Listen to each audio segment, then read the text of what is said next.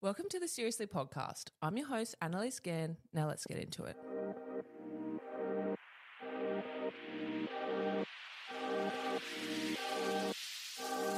Welcome to the Seriously podcast, where we make light of serious conversations with really interesting people. Welcome back to the Seriously podcast. I'm your host, Annaliese and this week we have Alexander Circosta. Thank you very much, Annaliese. I'm ready to get seriously with you. I'm so excited that you're here. You're a model. Thank you. Presenter, Yes, a host, an MC. Yes. What don't you do? And you're a Perthonality.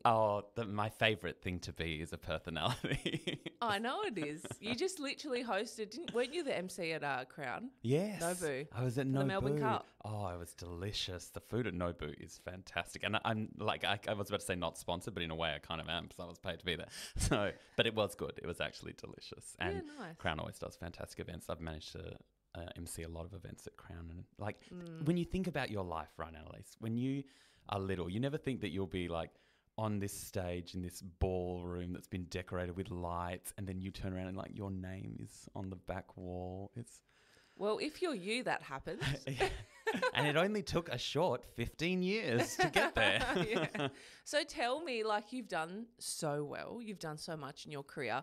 You're very well known amongst the scene. Thank you. Like, just to put it lightly. How did you get into this industry? It's one of those things that, you know, when you grow up and you do you encouraged to be in the creative arts. My parents were always very encouraging of that space. They took us to see ballet, and I saw musicals, and music was always played in the house. We were encouraged to play an instrument. I played the clarinet, which is Mozart's favourite instrument. Just a bit of trivia there. My good friend Mozart.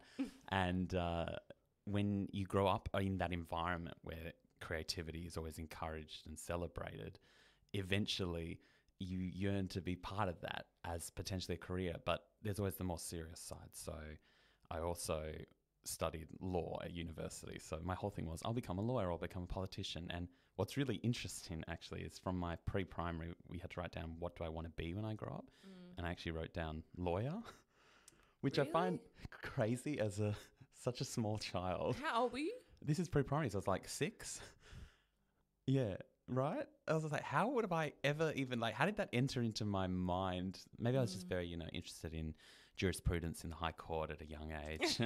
very high IQ. Yeah, politically astute. I was very mindful of that, unionising the playground and things like that. But that kind of carried through all the way to high school and then to university. And then once I'd graduated and was at the College of Law, which is where you do your practical legal training to be admitted to the bar to actually practice as a lawyer, I had that moment of sitting in a room doing an exam for, I think it was civil procedure, and just looking out the window and being just I can see myself being anywhere but here. And I use that as my gauge. If you're somewhere and you are imagining yourself anywhere else, that means you're in the wrong space. Because when you're where you're meant to be, you don't fantasize about being anywhere else. So when I'm on stage emceeing, I'm there. When I'm in a musical performing, I'm there. When I'm lecturing for students, I'm there. When I'm at the movies doing my vox pops or whatever, I'm there. I'm not somewhere else. Mm-hmm. And I feel like that's a guide that I really try to kind of key in and listen into. And I think a lot of us silence that voice. You're like, oh, it's fine. I'll just stay here. The money's good or whatever. It's like, no, you need to go to where... Listen to that inner voice. Listen to where you're fantasizing about being. That it's telling you where to go. Your intuition, absolutely. And in saying that, you are a model. You recently did a big campaign for Johnny Bigg. I know. And walked for MJ Bale. Oh, so much fun. So much They're fun. massive companies. That was national. Yes. That was everywhere. It's walked into the shop and I'm like, oh my God, there's Alexander. Yeah. Then you're there again. And I'm like, I see you everywhere. Yeah. Even when I go shopping. I said to everyone who walked past it, I was like, I'm just watching over you like a hot angel. You did look hot. Thank you. Congrats. It's one of those things where you never think, right? You never think you'll get given an opportunity to, because you always walk past stores and be like, wouldn't that be cool to be in the window of the store or in Myers and stuff like that? And when the opportunity presented itself, you straight away obviously think oh, they're not going to choose me, they'll choose someone else. And it's that sense of self-worth that you have to, like, well, I shifted it for, well, why not me? Why don't I get, like, I'm not saying I need to be in every single campaign ever, but, like, why not this opportunity? The stars align, why not? And I can understand why people love this industry, because where else are you going to get to be flown to another place, put in a beautiful hotel, on set, your coffee order, food provided, and just people fawning over you, adjusting your hair, doing your hair, your makeup, adjusting the clothes on you, and you don't have to be concerned about any of those things. That's, I'm sure you've experienced as well as a model. You do feel very special. I know. You're like, oh my gosh. And all of these people are just trying to make you look good. And yeah, it's wonderful. What a wonderful thing. And, it is. And then the product of it, to then just walk around stores and be like, oh, that's just a giant poster of me, or that's a billboard of me. Yeah. And we're in an industry, Annaliese, where so many people are always asking us, what do you do though? Like, but what do you do? It's almost like we don't have the social proofing of the 9 to 5. Whereas if you do modeling and things, when it turns tangible, when you're in a magazine or you're on a poster, people are like, oh, you do, I saw that. I saw you in this. Yeah, now it's real. But for us, it's always been real, right? I know. So many people message me. They're like, I saw you in this today. Yeah. I literally was going to message you the other day. I was at Hillary's, and it's like a beautiful poster of you there at the front. In my lingerie. In your lingerie. Beautiful. Thank Victoria's you. Secreting it up. And I was like, hey, and there's something nice about it, because it's like, I know that person. I know. It's so funny, hey? It is. Especially Perth. And like, Perthonality is like, there is like a core group of us as friends, and we all hang out. We see each other all the time. Yeah. And it's like nice when one of us wins. Yes. So when I saw your poster, I was like, killing it. Yeah. It wasn't a poster, it was like a billboard. It was massive. Point to the Perth team, right? We've got to play it up for the Eastern States, so it's taking all the points. It's not a competition, but it is. But in a way it is. Yeah. No, you've done so well. And, Thank you. You know, we recently did together, we went to a school. Yes. And we actually did a presentation on body diversity in the media. And, you know, I recommended you to the client because I was like, you're a great role model for so many young men and men in general, because you are in the media. You're not your stock standard, I guess, like, because a lot of the people in runway and things like that, they're more... Well, they're gaunt. They're very skinny. Yeah. Very skinny. And I can say that because I used to be like that. Now I'm a curve model. And, like, you have been very open with your, you know, your journey with body dysmorphia.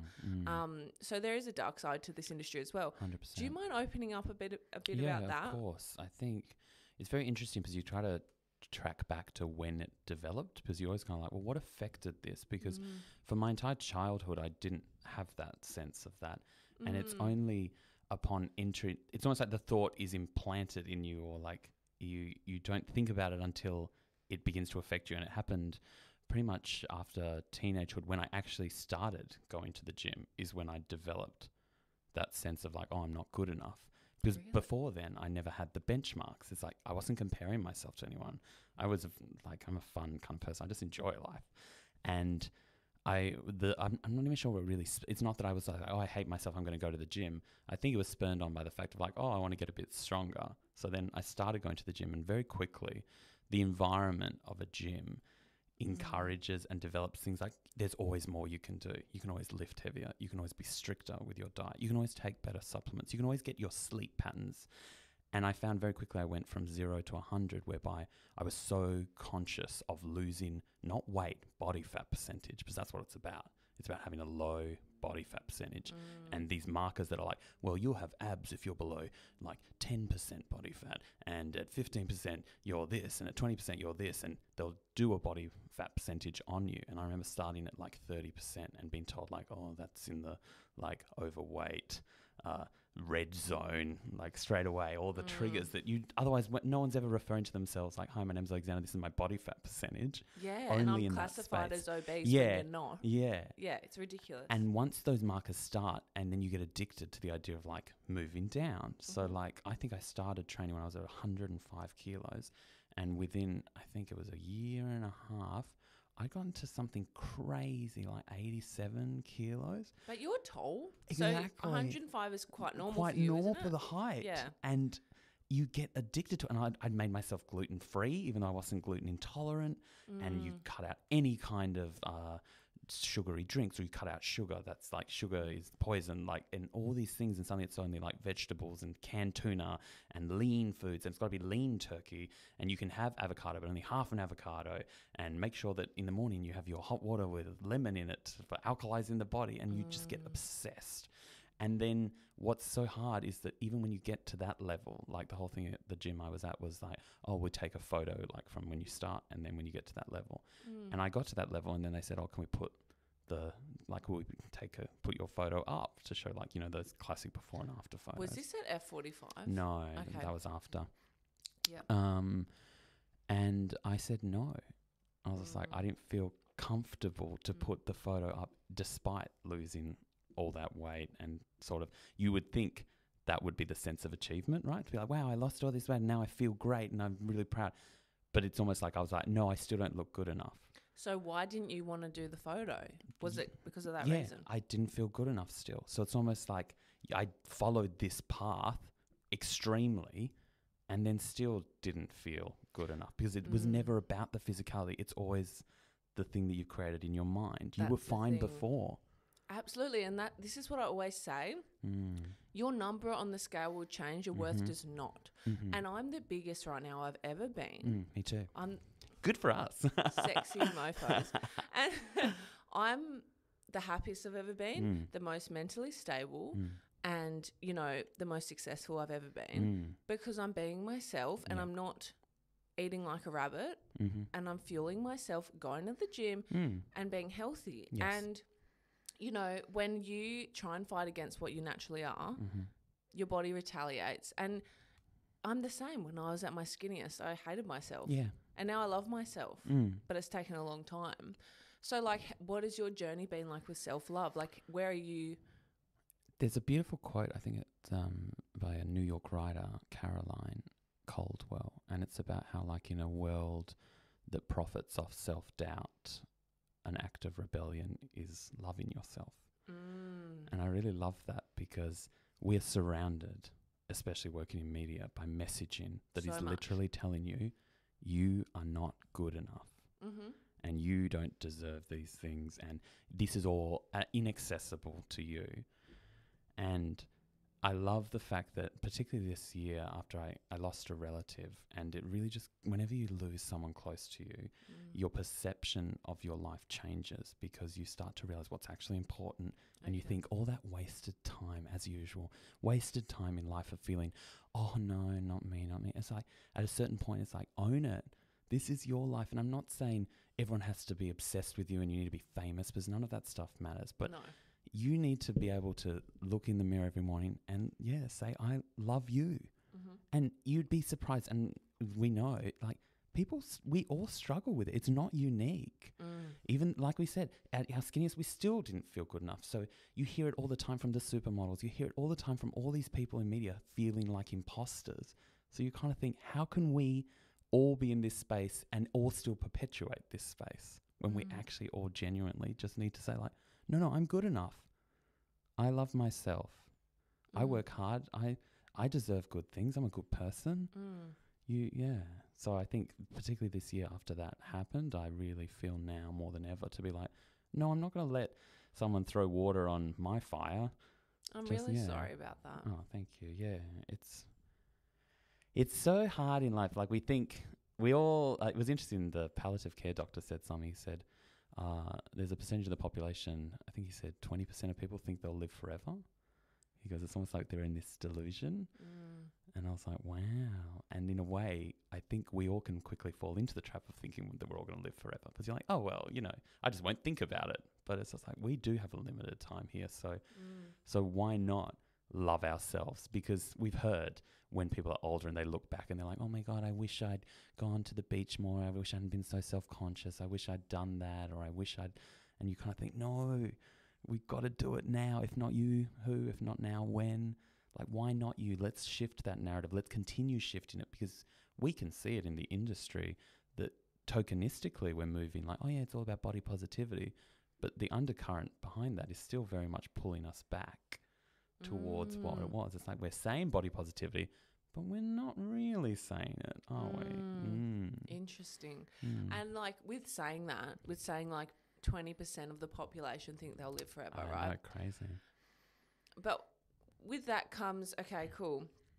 You then have to look after yourself.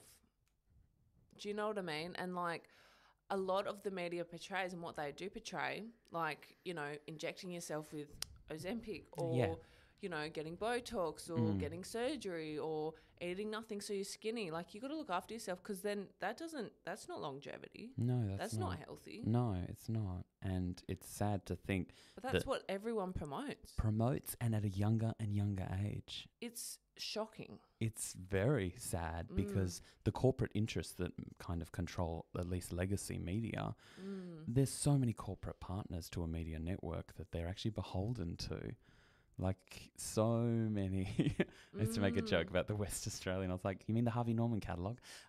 Because half of it is like obviously Harvey Norman advertising. Yeah. And it's very interesting because then you're like, well, how can you speak against something that you profit from? So when a business is involved in something, they're not going to let you badmouth them. So there's not that true impartiality anymore in media. No. The ethics kind of get thrown out the window because it's about views and clicks and...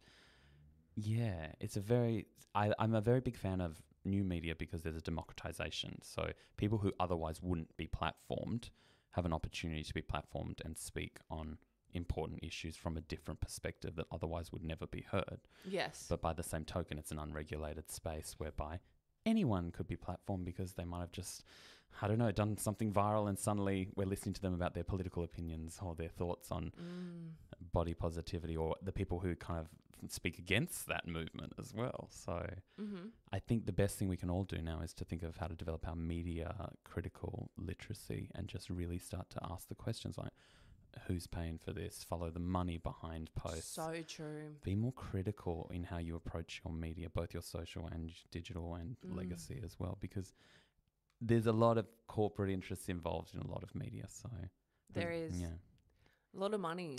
A lot of money. And you'd be shocked if you knew. Yeah. Oh, it blows your mind sometimes when you hear what people have been paid for some stuff. You're like, I'm sorry, how much? I know. And they're more than happy to kind of, in a way, because it's an industry whereby if you're not willing to do it, let's say you have your boundaries, we'll find someone else then. Oh, you don't want to do that? Well, we'll find someone else. Yeah.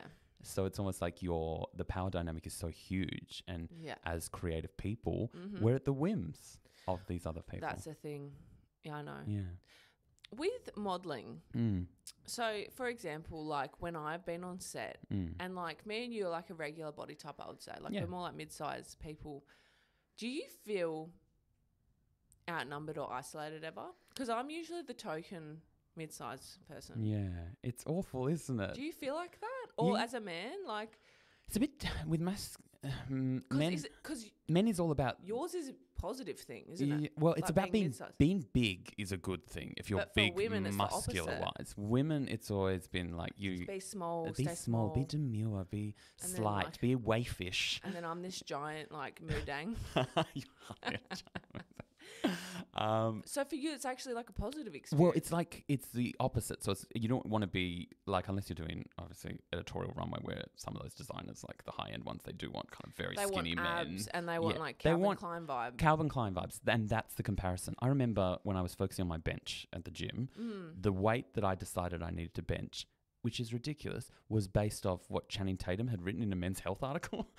What was it? 140 kilos. And is that realistic? I mean, I'm doing my best to get there, but I got to 125 kilo bench, which I'm pretty proud of. That's a huge amount of weight. That's really good.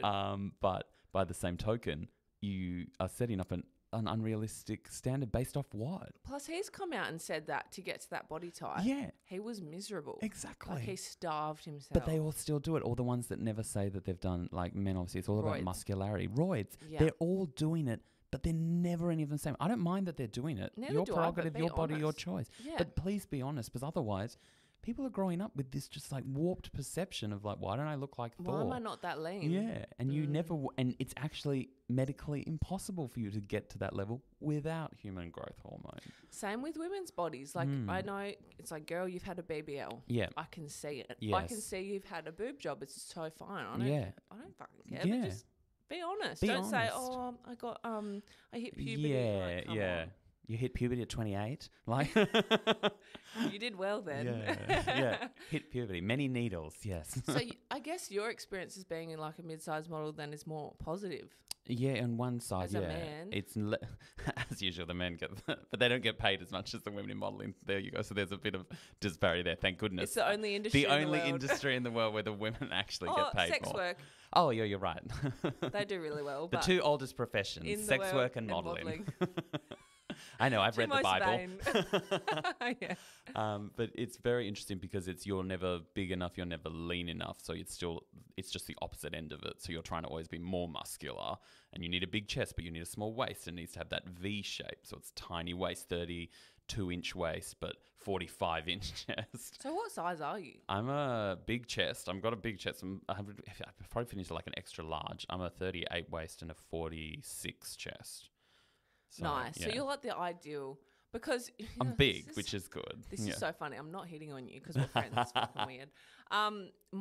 Everyone goes, Annaliese, what's your type? I like at least extra large. Yeah.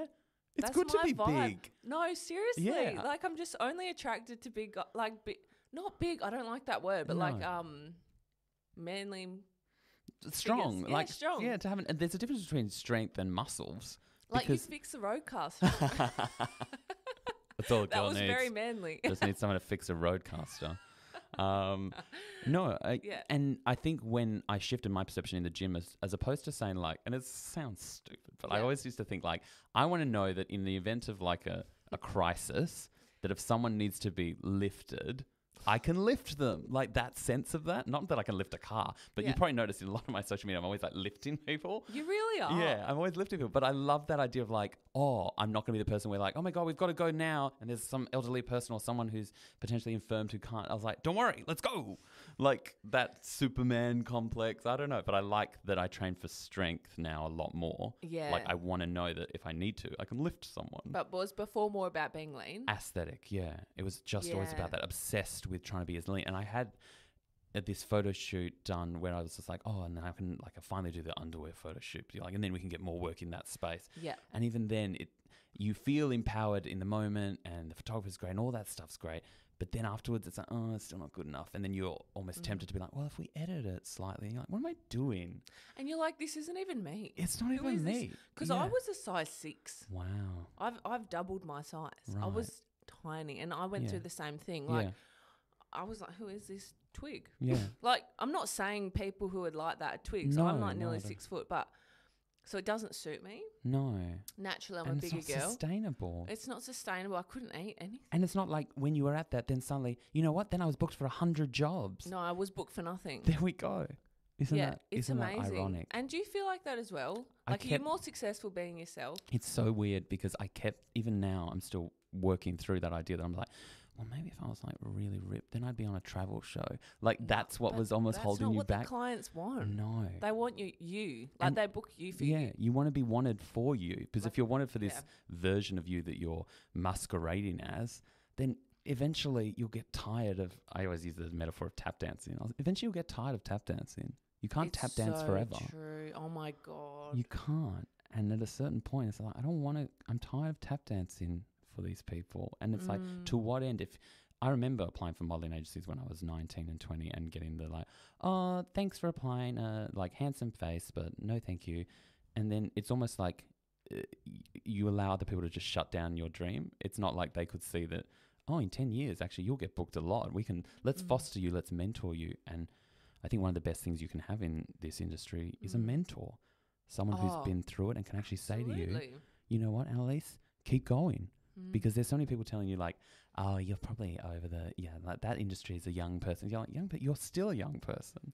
And it's also not a young person's game because people buy clothes, people buy product at every age. 80. Yeah. Why not you keep modeling? And why not allow the industry to evolve with these people? Because no wonder everyone feels insignificant because you're getting compared to some 19-year-old.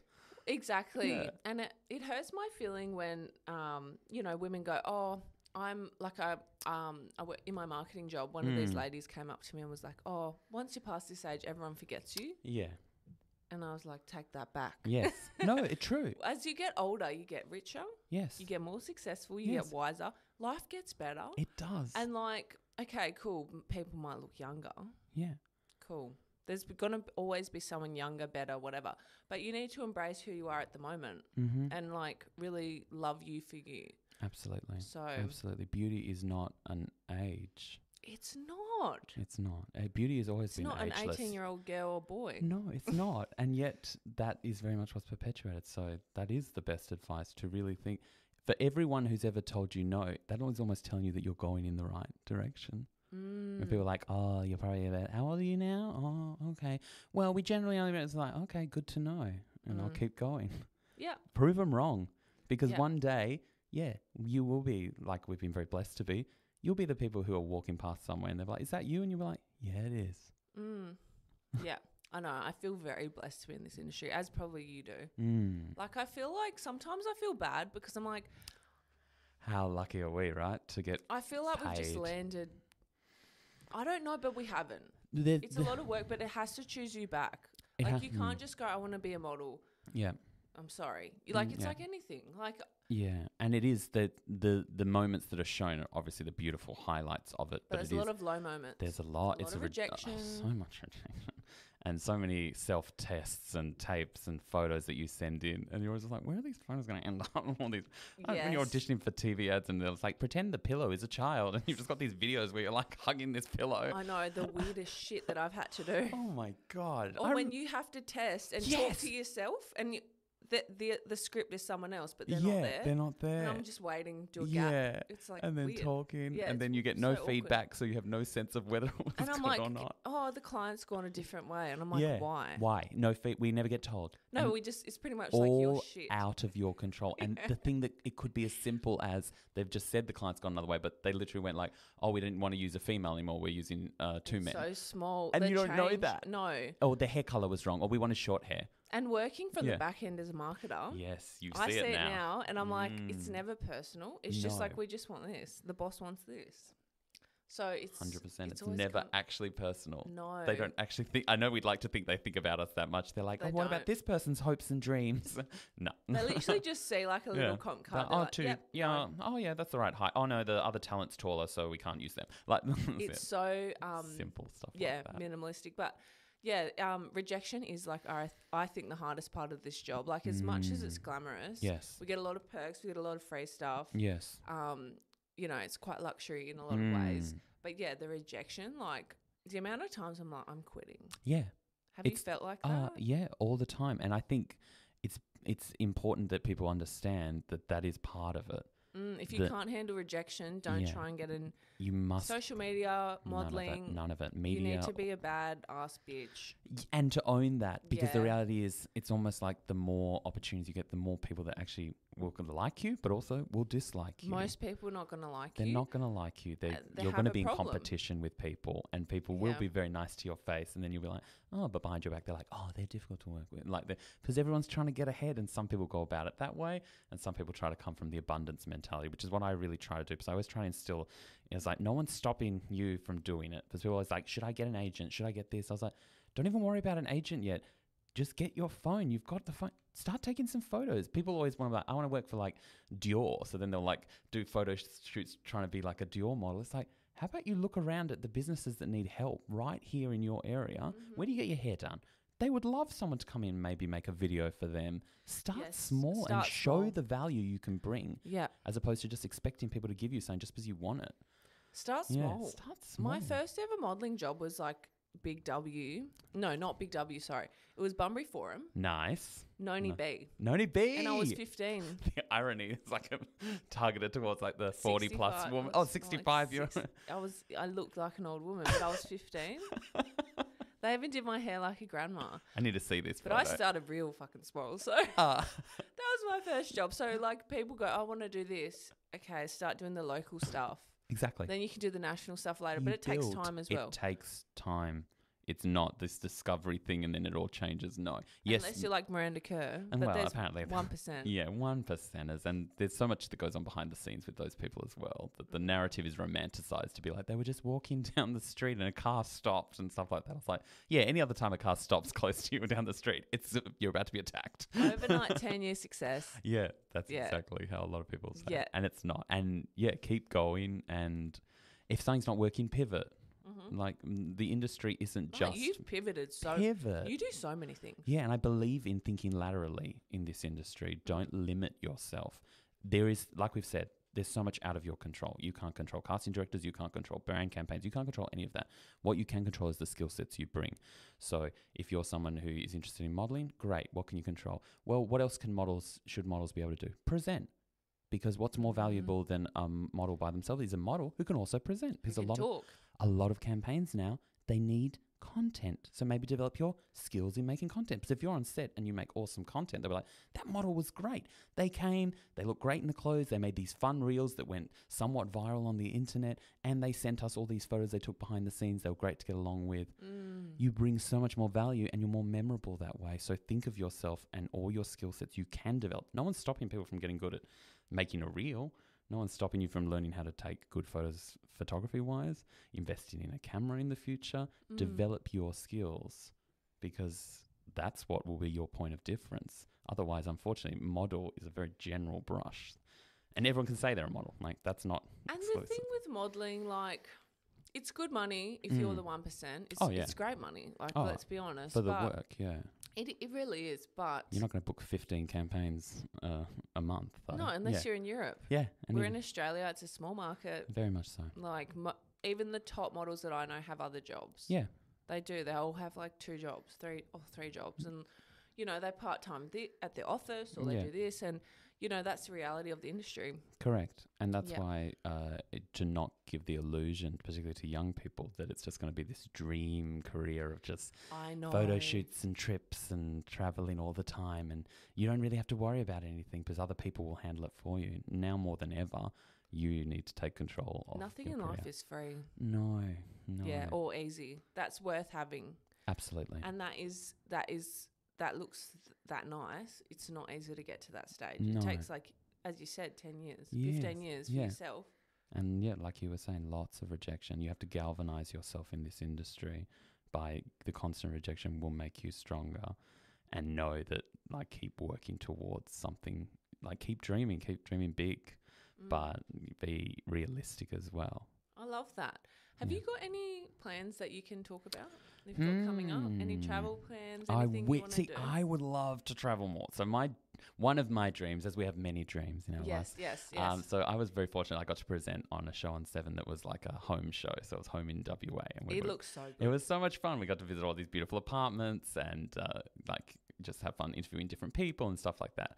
And I was always just like, and it feels like I'm at the tail end of TV now, though, because like television is obviously changing a lot. It's all about the streaming services. So Netflix, if you're out there, to do a travel show, like where I got to go around like countries, like that is a dream job. If you get perfect. To be on a travel show, we're going to like Europe and getting to go around all these European countries and then flying to Japan and like even that show where he gets to go around and eat food. I was like, I'll do it for like less money. I would love to be on a travel show. Yeah. I think there's just so much fun in that. And then the other dream that is always sort of at the back of my mind, and you know how they say if you aim for nothing, you'll hit nothing. So I always try to have a few like aims that I'm working towards. I love that. Yeah. And would be to be on like a morning show of some kind and getting to be a roving reporter, because I love to interact with people. I love doing community events, and I love the idea of like the live cross to somewhere. It's like, where are you today, Alexander? I'm just dressed as Superman somewhere for like the fun run or something like that. You would be so good at that. I would love that. I really enjoy that space. So some of those two. And modeling, I would just love to keep doing it because it's so much fun. You can do it forever. Oh my gosh. You can. And like I love working with local brands and new brands and people who are pushing, particularly menswear, because menswear is obviously always kept within a more contained space. Women's wear has so much variety. Menswear is always like, this year's blue suit. It's like, oh, good, another navy suit, everyone. Great. You look amazing today. Thank Who are you dressed by? This is Caliber, this jacket. It's really nice. It's And really then MJ nice. Bale is the rest. Yeah, it's beautiful. You look so nice. Oh, thank you, Annaliese. Right back at you. Oh, yeah. Models. Smolder. Thank you so much for coming on the pod. Absolute pleasure. Thank you for having me. And where can people find you? Oh, you can find me everywhere, literally. Like you could turn on the TV Karen. and it's me. Go to Karen. And I'll be shopping. I'll be working at the checkout. Mostly online, alexandercircosta.com. And I'm looking forward to our modelling campaign that I've been manifesting since I met you. I really want to model with you. I think we should be like B Store, or we could be Bonds. We could be the Bonds boy and girl. That could be cool. Bonds. That's going to happen. We're ready. We're ready for the Christmas campaign. I know you've probably already shot it, but let's reshoot it. Let's do the Easter one. Yeah, we'll do Easter. Us just in cool Bonds clothes holding giant eggs. Oh my God, that's cute. Alexander, thanks so much. An absolute pleasure, Annaliese. Thanks, guys, for tuning in to Seriously. We'll catch you next week for another guest. Bye.